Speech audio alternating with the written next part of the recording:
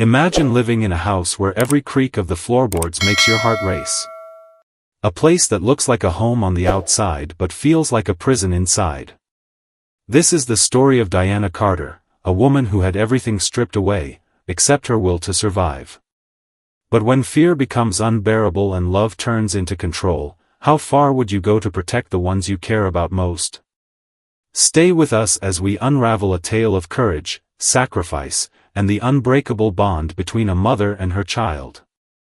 And if you're ready for stories that challenge your perspective and leave you inspired, don't forget to subscribe to our channel for more unforgettable journeys. It was another morning that felt more like midnight, dark and suffocating. Diana Carter stood there, staring at herself in the grimy mirror above the sink. Once upon a time, she had been someone else entirely. A confident woman who laughed easily, whose shoulders didn't sag under invisible weights. But now? Now she barely recognized the person staring back at her. Her cheekbone was purple where his fist had connected last night, and her lip was still swollen from biting it too hard when he grabbed her arm. She touched her fingers to the bruise on her jawline, wincing slightly at the tenderness. "Mommy?" The tiny voice startled her. Diana turned quickly, almost guiltily, to see Lily standing just outside the doorway. Her 6-year-old daughter clutched her stuffed rabbit tightly against her chest, her big brown eyes wide with concern. There was something heartbreakingly wise about those eyes. They shouldn't have known what fear looked like yet, not this kind of fear anyway. "Mommy, are you crying?" Lily asked softly, taking a hesitant step forward. Her small hand reached out instinctively toward Diana's face, stopping short before making contact. Diana forced herself to smile, though it didn't reach her eyes. "No, sweetheart," she said gently, brushing a strand of hair behind her ear. "Mommy's just tired." Lily frowned, unconvinced. She'd heard that lie before. Too many times. She tilted her head to one side, studying her mother carefully. "Your face looks hurt," she whispered, her voice trembling ever so slightly. "It's nothing, baby girl," Diana replied, kneeling down to Lily's level. She cupped her daughter's cheeks in her hands, willing her own expression to look reassuring. "Just," clumsy mommy tripped over her shoes again. Lily didn't say anything for a moment. Instead, she glanced nervously toward the closed bedroom door at the end of the hallway. The heavy footsteps hadn't started yet, but both of them knew it was only a matter of time. Mark hated waking up alone. And when Mark woke up angry, well, neither of them wanted to think about that right now. "You should wear your slippers next time," Lily finally said, trying to sound helpful despite the quiver in her voice. Diana let out a shaky laugh, pulling her daughter into a tight hug. "Good idea," she murmured into Lily's hair. "I'll remember that." But even as she held her little girl close, Diana couldn't shake the knot forming in her stomach. It wasn't just the physical pain or the exhaustion, it was the way Lily flinched whenever a noise came from the other room. The way she tiptoed around the house like she was afraid of breaking something, or someone. Suddenly, the silence was shattered by the unmistakable sound of heavy footsteps stomping down the hallway. Diana froze, her arms tightening reflexively around Lily. Both of them turned toward the sound, dread pooling in their chests. Mark Carter emerged from the bedroom, shirtless and scowling. His hair was disheveled, and his eyes were bloodshot. He glared at them through narrowed lids, his mouth twisting into a sneer. "What are you two doing out here?" he barked, his voice cutting through the quiet like a knife. Diana swallowed hard, forcing herself to stand tall. She placed a protective hand on Lily's shoulder, nudging her daughter slightly behind her. "We were just talking," she said evenly, meeting his gaze without flinching. Well, almost without flinching. Mark crossed his arms over his broad chest, his scowl deepening. "Talking, huh? About what? How much fun it is to piss me off." "No, Daddy," Lily piped up bravely, peeking out from behind Diana. "We were talking about slippers." For a split second, Mark's expression softened, confusion flickering across his face. Then, just as quickly, it hardened again. "Slippers," he repeated, his tone dripping with sarcasm. "Wow, sounds real important." Diana took a cautious step forward, keeping herself between Mark and Lily. "She's right," she said firmly. "It's nothing serious. Just normal mom and daughter stuff." Mark stared at her for a long moment, his jaw twitching. Finally, he let out a harsh laugh, shaking his head. "Normal, huh? Nothing about this family is normal anymore." And with that, he turned on his heel and stormed back into the bedroom, slamming the door shut behind him. Diana exhaled shakily, her knees threatening to buckle beneath her. She glanced down at Lily, who was staring after her father with wide, frightened eyes. "It's okay, baby," Diana whispered, crouching down to hug her daughter again. "We're okay. Everything's going to be okay." But even as she said the words, she knew they weren't true, not completely. Not yet. Because no matter how hard she tried to protect Lily, the shadows of their broken home always found a way to creep back in. Diana tried to steady her breathing, but it came in short, shallow bursts. Her heart pounded so loudly she was sure Lily could hear it too. The little girl clung to her mother, trembling ever so slightly, her small hands gripping Diana's shirt as though afraid she might disappear if she let go. Then, without warning, the bedroom door flew open with a crash that made them both jump. Mark stormed in, his face contorted with rage. His eyes locked onto Diana first, then flicked down to Lily huddled behind her. "What the hell are you doing up?" he snarled, his voice low and dangerous, each word laced with venom. Diana opened her mouth to respond, but before she could utter a single syllable, his hand shot out like lightning. The sharp crack of skin against skin filled the room, followed by a gasp from Lily. Diana stumbled backward, the force of the blow sending her crashing into the edge of the dresser. Pain exploded across her cheekbone, and for a moment, everything seemed to blur, the furniture, the walls, even Mark's towering figure looming over her. Mark stood there, chest heaving, glaring down at her as though this was somehow her fault. He ran a frustrated hand through his messy hair, exhaling sharply through clenched teeth. "Don't make me late for work," he growled, his tone dripping with irritation. As if being struck wasn't bad enough, the implication stung just as deeply. She existed only to serve him, to keep his world running smoothly while hers crumbled around her. Without another word, he turned on his heel and stalked out of the room, leaving behind an oppressive silence that felt heavier than any scream. Diana stayed where she'd fallen, slumped against the dresser, her body aching not just from the physical blow but from years of emotional scars. Lily crawled closer, tears streaming down her cheeks. "Mommy," she whimpered, reaching out to touch Diana's arm. "I'm okay, baby," Diana whispered, forcing herself to sit upright despite the throbbing pain in her face. She pulled Lily into her lap, holding her tightly, trying to shield her from the reality of what had just happened. But how do you protect someone from something you can't escape yourself? As she rocked Lily gently, memories flooded back, memories of who she used to be before all of this. Before Mark. There was a time when Diana Carter had dreams so big they felt untouchable. She'd wanted to be a lawyer, to stand in courtrooms and fight for justice, to give a voice to those who couldn't speak for themselves. She'd worked tirelessly, earning scholarships, staying up late studying under the dim light of a desk lamp in her tiny apartment. Law school was supposed to be her ticket to freedom, her chance to build a life filled with purpose and meaning. But somewhere along the way, everything changed. Mark entered her life like a storm she never saw coming. At first, he was charming, funny, the kind of man who swept her off her feet and made her believe in fairy tales again. He promised her the world, swore he'd support her dreams. And for a while, she believed him. But slowly, almost imperceptibly, he began to take things away.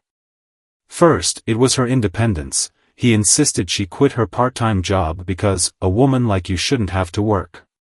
Then, it was her confidence. He criticized her appearance, her choices, her ambitions until she started doubting herself. By the time Lily came along, Diana realized she was trapped. Trapped in a house that felt more like a prison, trapped in a marriage that drained her soul, trapped in a life that no longer belonged to her. She glanced down at Lily, whose tear-streaked face mirrored her own shattered spirit. This wasn't the life Diana had imagined for either of them. She'd always told herself she would leave, that one day she'd find the strength to walk away and start over. But fear kept her rooted in place. Fear of what Mark might do if she tried. Fear of losing custody of Lily. Fear of failing, of ending up worse off than she already was. And so, she stayed. Silent. Broken. Hoping against hope that someday things would get better. But deep down, Diana knew better. Days like today reminded her that silence wasn't safety, it was suffocation. And yet, here she sat, cradling her daughter in the wreckage of yet another violent morning, wondering if she'd ever find the courage to break free. Lily didn't say anything at first. She just stood there, her tiny frame silhouetted by the sunlight streaming in from behind her. But Diana could feel her daughter's gaze weighing heavily on her, full of questions she wasn't ready to answer. "Why are you putting that stuff on your face?" Lily finally asked, tilting her head to one side. Her voice was quiet, almost hesitant, like she already knew the answer but needed, to hear it anyway. Diana forced a smile, though it felt brittle and fake even to her own lips. "It's just something grown-ups do, sweetheart," she said lightly, turning back to the mirror. "Like brushing your teeth or combing your hair. But why do you need to cover up the boo-boo?" Lily pressed, taking a cautious step closer. "Doesn't it hurt?" "It doesn't hurt anymore," Diana lied, setting the makeup brush down and meeting her daughter's eyes in the reflection. "See? All better now." But Lily wasn't fooled. At 6 years old, she may not have understood all the complexities of adult relationships, but she knew enough to recognize when something was wrong. She'd seen the way her father looked at her mother, with anger simmering just beneath the surface. She'd heard the sharp tone of his voice, the way it cut through the air like glass breaking. And she'd felt the tension in the house, thick and suffocating, whenever he came home. Later that evening, the tension reached its breaking point. Mark sat at the kitchen table, scowling down at his cup of coffee. He took a sip, then slammed the mug onto the table so hard that coffee sloshed over the sides. "This is cold," he barked, glaring up at Diana, who stood nervously by the counter. "How hard is it to make a decent cup of coffee?" "Jesus Christ, Diana, are you even paying attention?" Diana flinched but quickly masked it with an apologetic nod. "I'm sorry, Mark," she said softly, moving toward him with a placating smile. "Let me fix it for you. I'll make another pot right away." "No," he snapped, standing abruptly and knocking the chair backward. It clattered loudly against the floor, making both Diana and Lily jump. "You never listen. You never get anything right." Diana froze, her heart pounding in her chest. She glanced toward the living room, where Lily had been playing quietly with her toys. The little girl was now peeking around the corner, her eyes wide with fear. "Mark, please," Diana pleaded, holding up her hands in a gesture of surrender. "I'll fix it, okay? Just calm down." But Mark wasn't listening. His face was twisted with rage, his fists clenched at his sides. Without warning, he raised his hand, ready to strike. Before he could, a small figure darted between them. Lily rushed forward, throwing herself in front of her mother with her arms spread wide like a shield. "Stop it, Daddy," she screamed, her voice trembling but fierce. "Leave Mommy alone." For a split second, time seemed to freeze. Mark stared down at his daughter, shock flickering across his face before it hardened into something darker, colder. "Get out of the way, Lily," he growled, his voice low and menacing. "No!" Lily shouted, tears streaming down her cheeks. "You can't hit Mommy anymore. It's not fair." Mark's nostrils flared, and his jaw tightened. Then, without hesitation, he grabbed the belt from around his waist and swung it down with brutal force. The leather strap struck Lily across the arm, leaving an angry red welt. Lily cried out, stumbling backward into Diana's arms. Diana caught her, pulling her close as they both collapsed to the floor. Tears streamed down Diana's face as she cradled her sobbing daughter, rocking her gently while whispering reassurances she barely believed herself. "I've got you, baby," she murmured, pressing kisses to Lily's forehead. "It's okay. You're safe. I've got you." But inside, Diana's world was shattering. Every promise she'd made to herself, to protect Lily, to keep her safe, felt like ash crumbling in her hands. She looked up at Mark, who stood there breathing heavily, the belt still dangling from his fist. For the first time, she saw him clearly, not as the man she once loved, but as the monster he had become. And in that moment, she knew. She couldn't stay here any longer. Not if she wanted to save herself. Not if she wanted to save her daughter.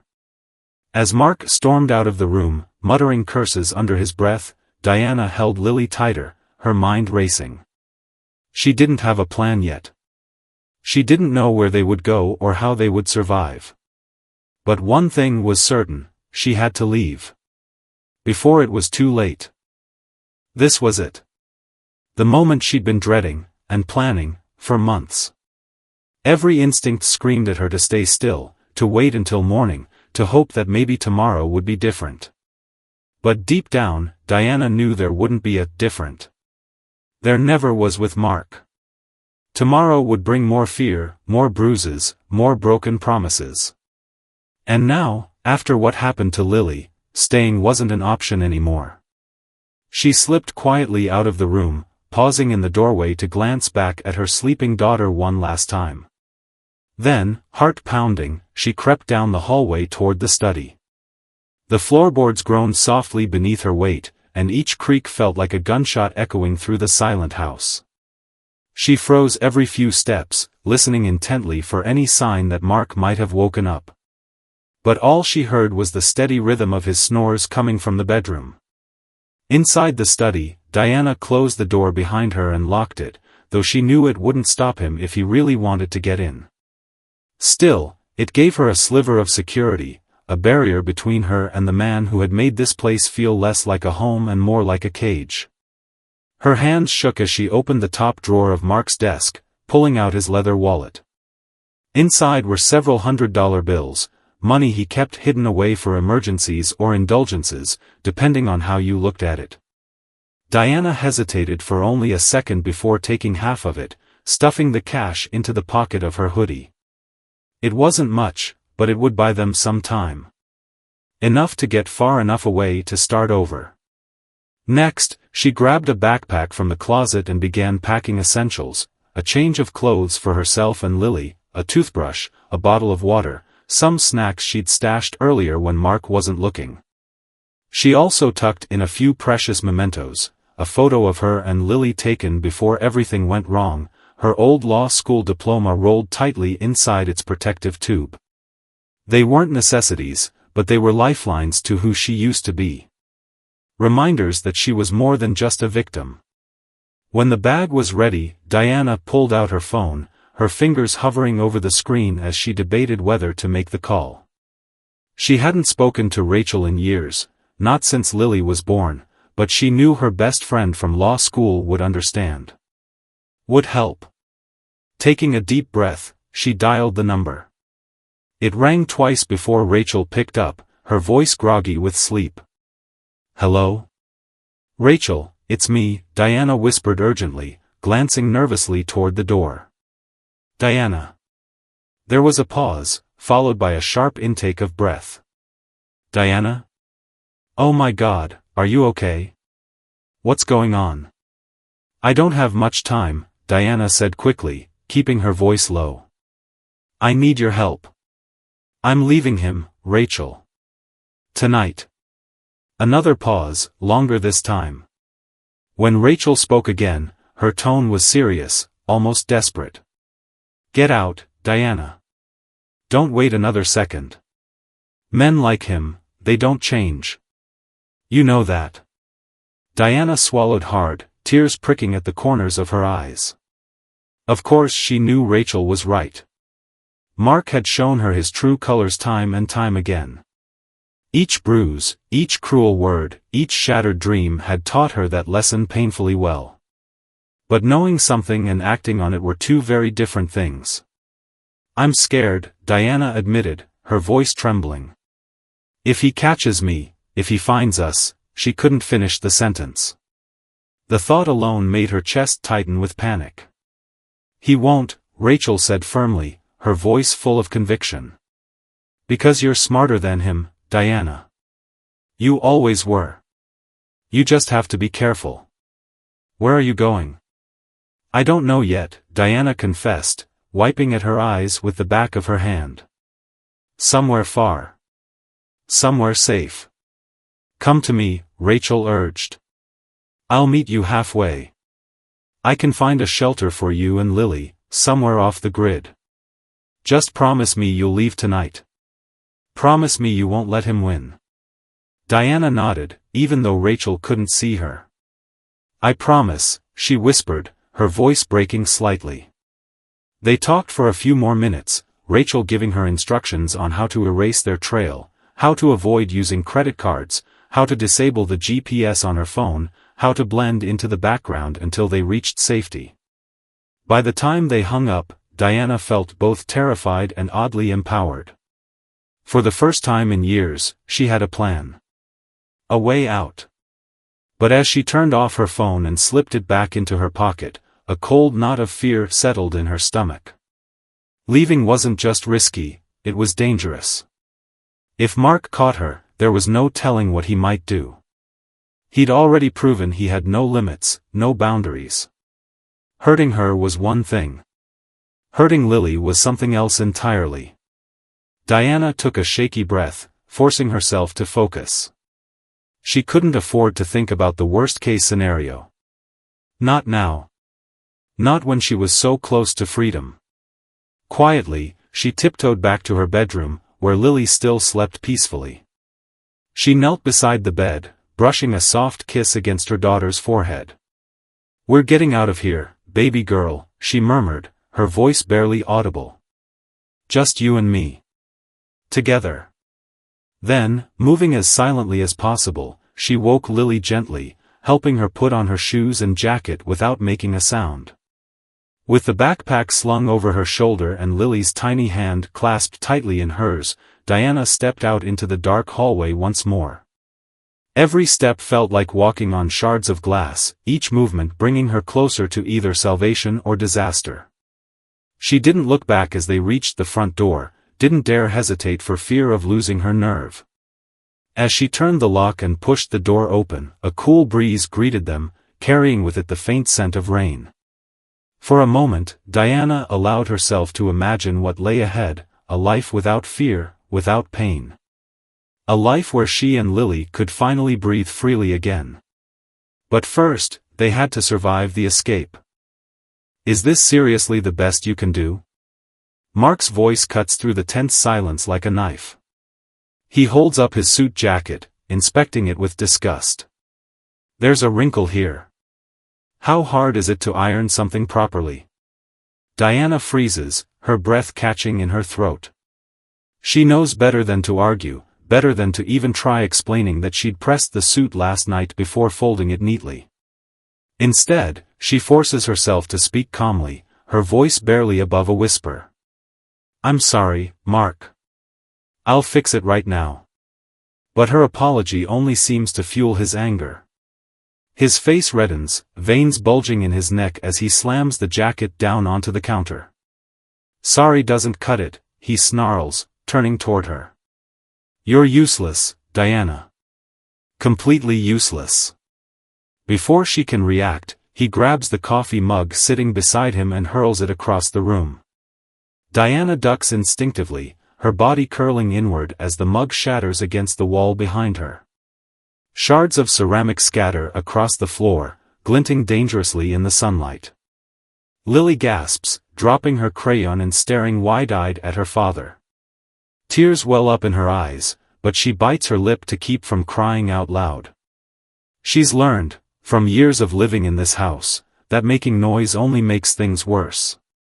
But Mark isn't done yet.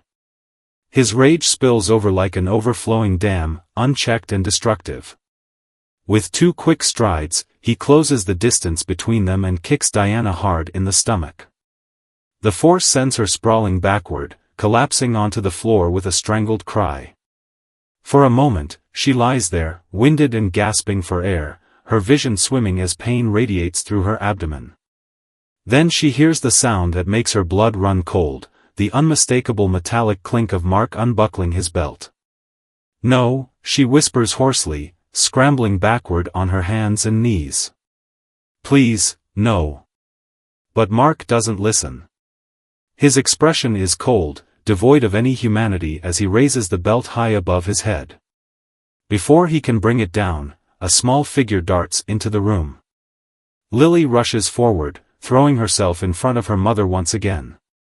Her tiny arms are spread wide, shielding Diana despite the fear etched across her face.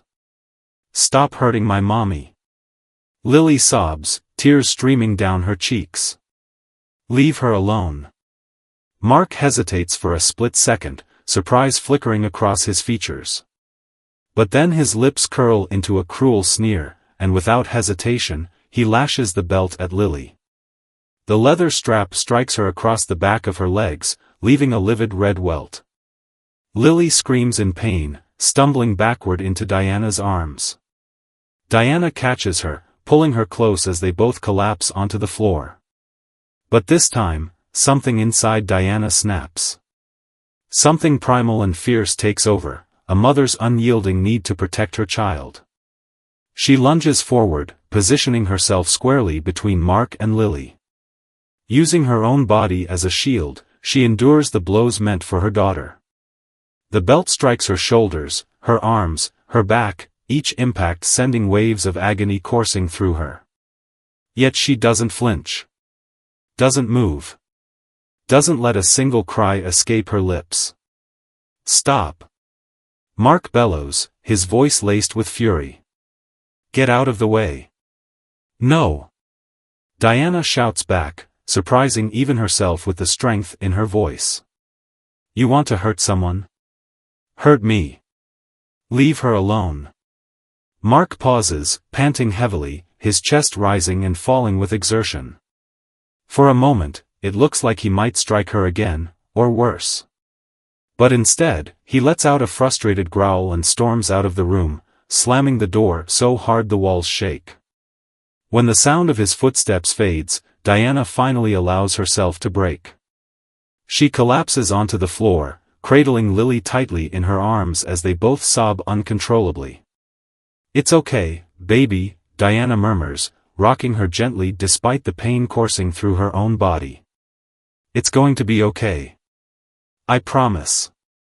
But inside, she knows promises aren't enough anymore.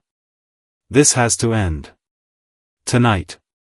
As the hours pass, Diana tends to Lily's injuries as best she can, applying ice wrapped in a towel to the welt on her leg.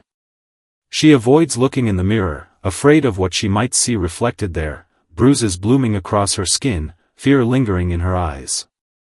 That night, as Mark sleeps deeply after drowning his anger in whiskey, Diana sits on the edge of her bed, staring at the backpack she'd packed earlier. Her mind races, replaying every violent moment, every scream, every tear shed by her little girl. She thinks about Rachel's words from their phone call last night, "Men like him don't change." And she realizes Rachel was right.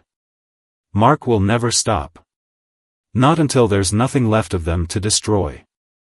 With trembling hands, Diana writes a note, a goodbye letter of sorts, to leave behind. It's short and simple, just enough to explain why they had to go. Then she wakes Lily softly, helping her get dressed without making a sound. This is it. The final step. As they tiptoe out of the house under the cover of darkness, Diana feels a strange mix of terror and resolve. Leaving isn't safe, it's dangerous. But staying would mean certain death, for her spirit, for her daughter's innocence, perhaps even for their lives. Tonight, they choose freedom. Diana turns back to Lily, who waits anxiously by the front door, clutching her stuffed rabbit like a lifeline. "Okay, baby," Diana whispers, crouching down to her daughter's level. "We're going now. Be very quiet, okay? Like little mice." Lily nods solemnly, her big brown eyes wide with both fear and determination. She doesn't ask where they're going or why they have to leave in the middle of the night. At 6 years old, she already knows more than she should about survival. With one last glance at Mark sprawled across the bed, Diana grabs the backpack she'd prepared earlier and takes Lily's hand firmly in hers. Together, they slip out of the house, closing the door behind them as quietly as possible. The cool night air hits them like a bomb, carrying with it the faint scent of pine trees and fresh earth. For the first time in what feels like forever, Diana allows herself to breathe deeply, just for a moment. They walk quickly but carefully through the dark streets, avoiding streetlights and sticking to shadows. Diana keeps her head low, her grip on Lily's hand unyielding. Every sound, the distant hum of a car engine, the rustle of leaves in the wind, makes her flinch, her nerves stretched taut like violin strings. At the bus station, Diana buys 2 tickets to a small town 3 states away, where her mother lives. It's a risk, Mark knows about her mother, but Diana can't think of anywhere else to go right now. Besides, she reasons, her mother has always been her safe haven.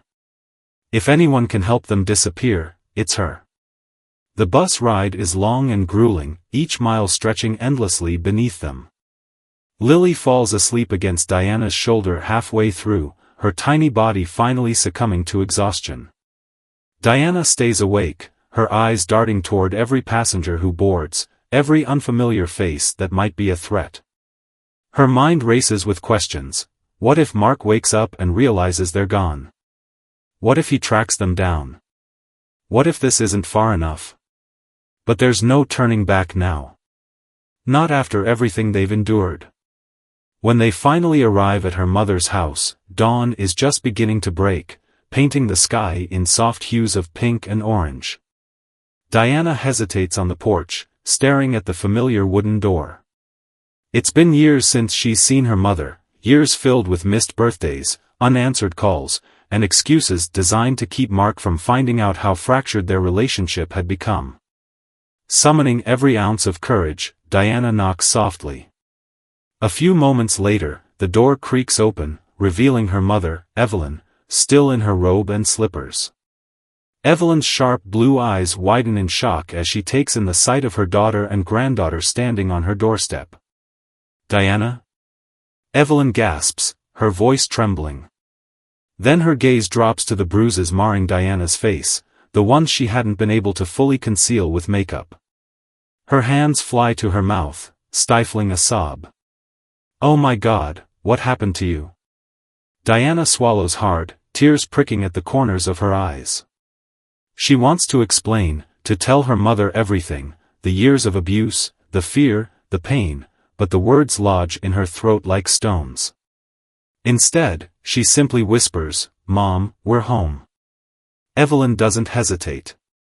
She pulls Diana and Lily into a tight embrace, holding them as though she'll never let go. For the first time in years, Diana feels safe. Truly safe.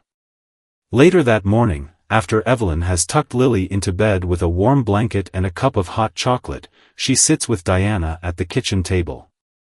They don't speak much, there's too much to say, too many emotions swirling between them. But Evelyn holds her daughter's hand tightly, silently promising her that she'll never let anyone hurt her again. That night, Diana lies in her childhood bed, listening to the comforting sounds of her mother's house settling around her. Outside, crickets chirp softly, and the occasional breeze rustles the leaves in the trees. Beside her, Lily sleeps peacefully, her chest rising and falling with each gentle breath. As Diana closes her eyes, she feels an unfamiliar sensation wash over her, a sense of calm, of relief. For the first time in years, she sleeps without fear. Without nightmares. Without wondering when the next blow will come. For the first time in years, Diana dreams of hope. "Diana," he barks, his voice hoarse and rough like sandpaper. "Get in here." There's no response. No hurried footsteps padding down the hallway. No soft apology muttered under her breath as she rushes to bring him coffee or aspirin. Just silence. Thick, heavy silence that makes his stomach churn with unease. Mark sits up slowly, rubbing his temples as fragments of the previous night come rushing back, the fight, the belt, the screaming. Diana shielding Lily. The rage surges anew, but for now, it's buried beneath confusion and suspicion. Where is she? Why isn't she answering? He throws off the blanket and staggers to his feet, stumbling out of the bedroom. "Diana," he shouts again, louder this time. "Lily." Still nothing. The house feels eerily empty, the kind of emptiness that sends a chill crawling up his spine. He moves through each room methodically, checking closets and corners like some deranged game of hide-and-seek. But there's no sign of them. Then he notices it, the dresser drawer pulled open haphazardly, clothes missing. Diana's favorite sweater gone. Her shoes, always neatly lined up by the door, absent. And Lily's backpack, which had been sitting in the corner of the living room yesterday, nowhere to be found. "No," he mutters, shaking his head as realization dawns. "No, no, and no." Rage explodes within him, hotter and more violent than ever before. He storms into the kitchen, sweeping everything off the counter with one angry swipe, plates, utensils, a half-empty glass of water crashed to the floor in a cacophony of shattering glass and clanging metal. His fists slam against the wall over and over until his knuckles split and bleed. "She wouldn't dare," he growls through gritted teeth, pacing back and forth like a caged animal. "She wouldn't fucking dare." But deep down, he knows she has. She took Lily and ran. Left him. Humiliated him. Made him look weak. The thought alone sends another wave of fury coursing through his veins. How could she? After everything he's done for her. After all the sacrifices he's made. In his blind anger, he doesn't notice the faint smell of gas wafting through the air. Earlier, when he woke briefly during the night, he'd stumbled into the kitchen to make himself a snack, or maybe just to distract himself from the whiskey-induced haze clouding his mind. In his stupor, he turned on the stove, forgetting why or what he was doing. Now, hours later, the burner is still lit, the flame flickering lazily beneath an empty pot. As Mark continues his rampage, tearing apart the house in search of any clue about where they might have gone, the gas builds steadily, filling the room with an invisible danger neither he nor anyone else can see. The phone rings suddenly, startling him. He snatches it up without checking the caller ID, his voice dripping with venom. "What?" On the other end of the line, silence greets him for a moment before a familiar voice responds, one he hasn't heard in years. "This is Evelyn Carter," comes the steely reply. "Your mother-in-law." Mark freezes, his blood running cold despite the heat of his rage. He hadn't even considered that Diana might go to her mother. Evelyn had cut ties with him years ago, refusing to attend family gatherings or answer his calls after one too many drunken arguments spilled over into public humiliation. "You listen to me, you piece of shit," Evelyn says, her tone icy calm but laced with barely contained fury. "If you so much as think about coming near my daughter or granddaughter, I'll make sure the cops are waiting for you. Stay away from them. Or I swear to God, you'll regret it." Before he can respond, she hangs up, leaving him gripping the phone so tightly it creaks in his hand. For a moment, he stands there, frozen, processing her words. Then the rage returns, hotter and darker than before. She thinks she can hide from me, he sneers, slamming the phone down onto the counter. She thinks she can take my family and just disappear. He grabs his keys from the table, storming toward the door. Nothing else matters now, not the mess he's made, not the smell of gas growing stronger with each passing second. All that matters is finding Diana and Lily. Bringing them back. Making them pay for leaving. As he slams the front door behind him, the camera lingers on the kitchen, zooming in on the forgotten burner still glowing faintly beneath the empty pot. The faint hiss of leaking gas fills the air, ominous and foreboding. Thick black smoke billows into the sky, curling upward like angry fists reaching for freedom. Neighbors rush out of their homes, some shielding their faces from the heat while others scramble to grab garden hoses or call 911. Panic spreads quickly as the fire roars louder, consuming everything in its path. Windows shatter with sharp cracks, sending shards of glass raining onto the lawn below. By the time the firefighters arrive, sirens wailing and lights flashing, the mansion is already beyond saving. Firefighters leap into action, dousing the inferno with torrents of water, but it's clear they're fighting a losing battle. The structure groans under the weight of the flames, walls collapsing inward as if surrendering to the chaos. Within minutes, what was once Mark Carter's grand home, a symbol of his wealth, power, and control, is reduced to smoldering ruins. As the crowd gathers at a safe distance, murmurs ripple through the group.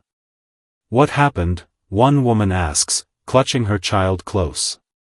"Gas leak," someone else replies grimly. "Must have been left on." No one knows, or cares, that Mark himself is responsible for this disaster. That his own rage blinded him to something so simple yet deadly. To them, it's just another tragedy, another headline for the evening news. Meanwhile, miles away, Mark sits slumped in his car outside the office building where he works. His phone buzzes incessantly in the passenger seat, notifications piling up from missed calls and angry texts. He ignores them all, staring blankly ahead as reality crashes down around him. It started with Evelyn's call earlier that morning, the ultimatum she delivered still ringing in his ears. Then came the frantic drive back to the house, only to find it surrounded by fire trucks and emergency vehicles. By the time he arrived, there was nothing left to salvage. Nothing tangible, anyway. Just ashes and regret. And now, as if the universe itself has conspired against him, he receives a final blow. A text message from his boss flashes across the screen. *, you missed today's meeting. We don't tolerate negligence here. You're fired. *. Mark stares at the words, disbelief giving way to fury. This job had been everything to him, not just the paycheck, but the status, the respect, the validation.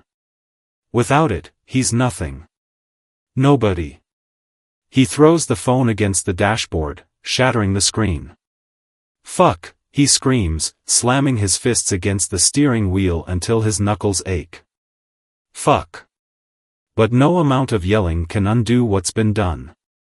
In less than 24 hours, Mark has lost everything: the house, his family, his career. The life he built on fear and dominance has crumbled beneath him, leaving behind only ruin. As night falls, Mark drives aimlessly through the city streets, his mind racing with thoughts of revenge. Diana will pay for this. She'll pay for taking Lily. For humiliating him. For burning his world to the ground. Little does he know, Diana isn't running anymore. She's preparing to fight back. His mind is a whirlwind of anger, fear, and paranoia, each thought crashing against the others like waves in a storm. Diana's face flashes in his memory, her defiant eyes, her whispered promises to protect Lily. Evelyn's voice echoes in his ears, cold and cutting, *, stay away from them. And then there's the image of his house, reduced to ashes, everything he owned consumed by fire. He slams his fist against the dashboard, screaming wordlessly into the void of the car. "This is your fault," he roars, though no one is there to hear him. You think you can take my life?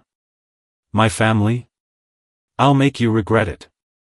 You'll both regret it. His phone buzzes again from the passenger seat, screen cracked and flickering feebly. He glances at it briefly, a text notification from an unknown number. Probably another automated message about his termination. He snarls and swipes it off the seat, letting it clatter onto the floorboard. The rain pounds harder now, the sound almost deafening as it hits the roof of the car. Visibility drops drastically, the world outside reduced to blurry streaks of gray and black. Still, Mark doesn't slow down.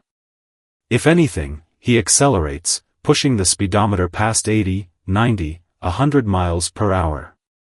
His tires skid slightly on the wet asphalt, but he barely notices.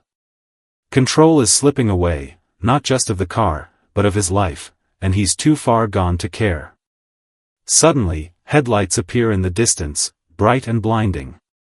At first, they seem small, distant, easy to ignore. But as they grow larger, closer, Mark realizes with dawning horror that it's an 18-wheeler truck barreling straight toward him in the opposite lane. Its horn blares, loud and insistent, slicing through the chaos in his mind. For a split second, time seems to freeze. Mark's foot instinctively slams on the brake, but the road is slick, and his car fishtails violently. He wrestles with the wheel, trying to regain control, but it's too late. The massive truck fills his field of vision, its headlights glaring like twin suns preparing to consume him. "No!" he screams, his voice raw and primal. Crash! Metal crunches against metal as the impact sends Mark's car spinning wildly across the highway. Glass shatters, spraying shards everywhere. The airbag deploys with a sharp explosion, slamming into his chest and knocking the wind out of him. For a brief moment, everything is chaos: screeching tires, the groan of twisted steel, the sickening thud of the car flipping over before landing upside down in a ditch. Then, silence. The rain continues to pour, steady and relentless, drumming against the mangled wreckage of the car. Steam rises from the engine, mingling with the haze of smoke curling upward into the night sky. Inside the car, Mark hangs limply upside down, suspended by his seatbelt.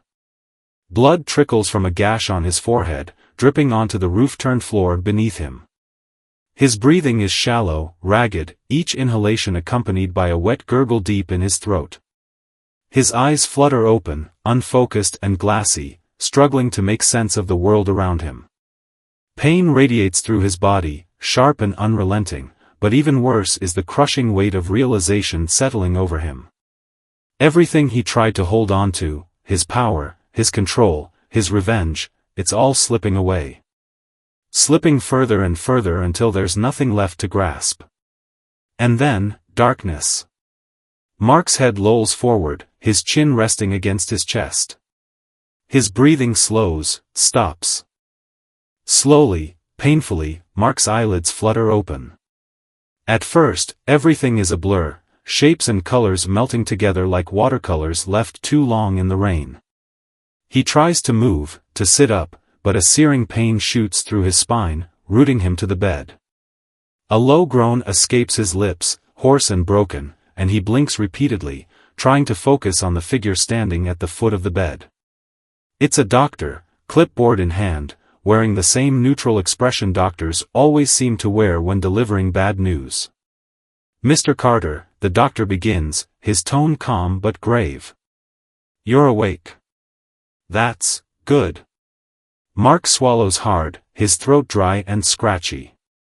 "What happened?" he croaks, his voice barely audible above the steady beep of the heart monitor. The doctor hesitates for a moment before speaking again, choosing his words carefully. "You were involved in a severe car accident. Your injuries were extensive: broken ribs, internal bleeding, significant trauma to your spinal cord." He pauses, letting the weight of his next sentence settle. "I'm sorry, Mr. Carter, but you'll never walk again." The words hit Mark like a sledgehammer, each syllable driving deeper into his already fractured psyche. Never walk again. Paralyzed. Helpless. No, Mark whispers, shaking his head weakly. No, that's not possible. Fix it. You have to fix it. I'm afraid there's nothing more we can do, the doctor replies gently, though his voice carries an edge of finality. Modern medicine has its limits. Physical therapy may help improve some functions over time, but the damage to your spine is permanent. Mark stares at the ceiling, his chest rising and falling rapidly as panic sets in. This isn't how it was supposed to end. He had plans, revenge, power, control. Now, all he has is a hospital bed and a lifetime confined to a wheelchair. The days that follow blur together in a haze of painkillers and despair. Nurses come and go, their faces kind but distant, offering platitudes about resilience and recovery. But no one truly cares, not the staff, not his so-called friends, not even the business partners who once kissed his ass for favors. They've all abandoned him, erased him from their lives as easily as erasing a mistake on paper. No visitors. No calls. No flowers or cards cluttering the bedside table. Just silence. Oppressive, suffocating silence. Alone in the hospital room, Mark begins to reflect, not because he wants to, but because there's nothing else to do. His mind drifts back to the choices he made, the people he hurt, the life he destroyed. Diana's face haunts him now, not defiant this time, but scared. Broken. And Lily, sweet, innocent Lily, screaming in pain as he struck her with the belt. He remembers the way they looked at him, with fear, with hatred. With pity. Even Evelyn's voice echoes in his head, cold and unyielding, stay away from them. For the first time in his life, Mark feels something he hasn't felt in years, regret. It's a bitter pill, sharper than any physical pain, gnawing at his insides until he can barely breathe. Had he really been that blind? That consumed by anger and pride that he couldn't see what he was doing to the people around him? To himself? Tears well up in his eyes, spilling silently down his cheeks. He doesn't bother wiping them away. What's the point? There's no one here to judge him, no one to care whether he cries or screams or begs for forgiveness. As the hours drag on, Mark comes to a painful realization: he brought this upon himself. Every decision, every act of cruelty, every moment of unchecked rage, it all led him here, to this cold, empty hospital room where no one mourns his loss. And now, as he lies paralyzed and alone, he wonders if redemption is even possible. Or if this, the wreckage of his life, is all he deserves. It's been months since they left Mark behind, months of rebuilding, rediscovering who they are without the shadow of fear hanging over them. Diana has found a new job at a local law firm, working as a paralegal while studying for her bar exam.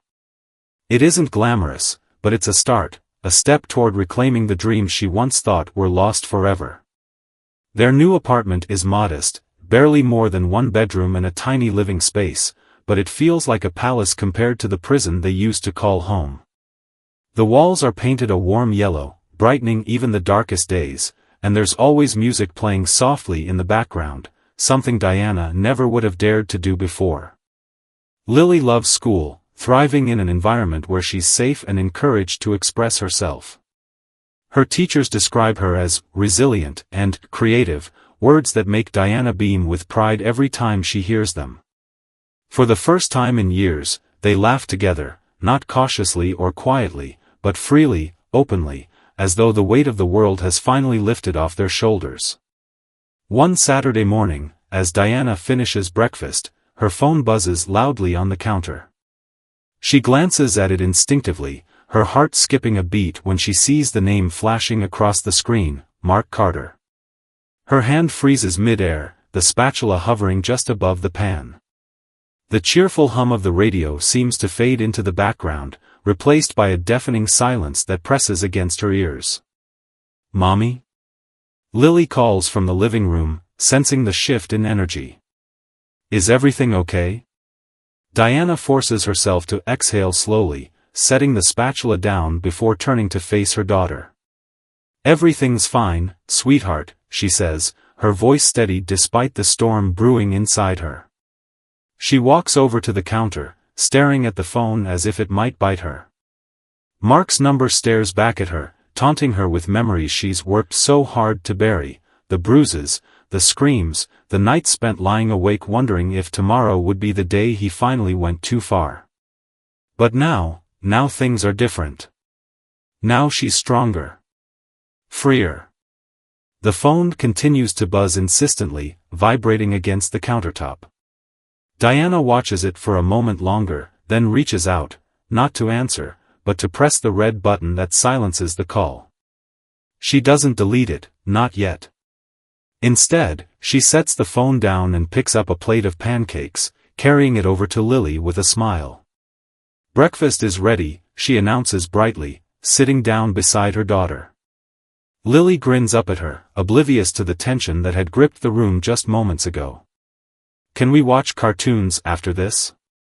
"Of course," Diana replies, ruffling her daughter's hair affectionately. "But only if you promise to eat all your pancakes first." As Lily digs into her breakfast, chattering excitedly about her favorite cartoon characters, Diana allows herself a quiet moment of reflection. She thinks about the man on the other end of that unanswered call, the man who once controlled every aspect of her life. The man who now lies broken and alone in a hospital bed, paying the price for his cruelty. Does she feel sorry for him? Maybe, in some distant corner of her heart. But mostly, she feels nothing.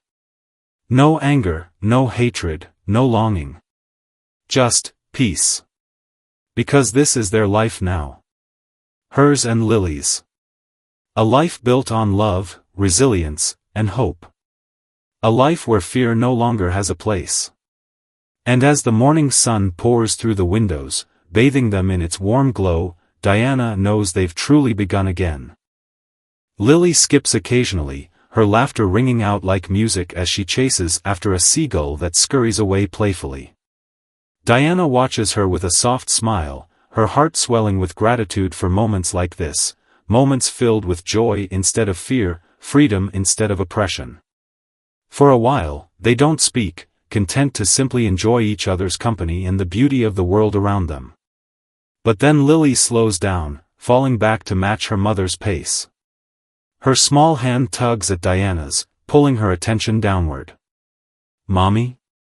Lily asks softly, her voice tinged with curiosity but also a lingering trace of uncertainty. "Are we safe now?" Diana stops walking, turning to kneel in front of her daughter so they're eye to eye. She cups Lily's face gently in her hands, brushing a strand of hair behind her ear. The sincerity in her gaze reflects every ounce of love and determination she feels. "Yes, baby," she says firmly, her voice steady and full of conviction. "We're safe. And more than that, we're free." Tears glisten in Diana's eyes, though they aren't tears of sadness this time. They're tears of relief, of triumph, of hope. For years, she had lived in chains forged by fear and shame. But those chains are gone now, shattered by her courage and resilience. Lily tilts her head thoughtfully, studying her mother's face as if trying to memorize every detail. Then, slowly, a bright smile spreads across her lips. "Good," she whispers, throwing her arms around Diana's neck in a tight hug. "I love you, Mommy." "I love you too, sweetheart," Diana murmurs, holding her daughter close. "More than anything." They stay like that for a moment, wrapped in each other's embrace, the sound of the ocean providing a gentle backdrop to their quiet reunion. When they finally pull apart, Lily grabs Diana's hand again, tugging her forward. "Come on, Mommy. Let's go see if we can find some pretty shells." Diana laughs softly, letting herself be led further down the beach. As they walk, she glances out at the horizon, where the sun is beginning its descent into the sea. The colors of the sunset paint the sky in bold strokes, fiery reds, golden yellows, and deep purples blending seamlessly together. It feels symbolic somehow, like nature itself, is celebrating their new beginning. The camera lingers on them for a few moments longer, capturing the simplicity and purity of their bond. Then, slowly, the screen begins to fade to black, the image dissolving into darkness as the sound of the waves fades into silence. This story, Diana's journey from fear to freedom, is more than just a tale of survival. It's a powerful reminder that no matter how dark life may seem, there is always hope. Diana taught us that courage isn't the absence of fear, it's the decision to act in spite of it. She showed us that breaking free from abuse isn't just about leaving, it's about reclaiming your identity, rediscovering your strength, and building a future where love replaces fear. But this story also carries a deeper message: you are not alone. Abuse thrives in silence, but healing begins when we speak up, reach out, and seek help. Whether you're fighting your own battle or supporting someone else through theirs, remember that change is possible. Every step toward safety, no matter how small, is a victory worth celebrating. If this story moved you, inspired you, or even gave you the courage to believe in a better tomorrow, then please take a moment to share it with others. Stories like these have the power to spark conversations, break stigmas, and save lives. And if you want to stay connected for more gripping stories, tales of resilience, hope, and triumph, don't forget to subscribe to our channel. Hit that notification bell so you never miss an update. Because every story we tell is crafted with care, passion, and the belief that storytelling can change hearts and minds. Thank you for watching, for listening, and for being part of this journey with us. Together, let's keep sharing stories that matter.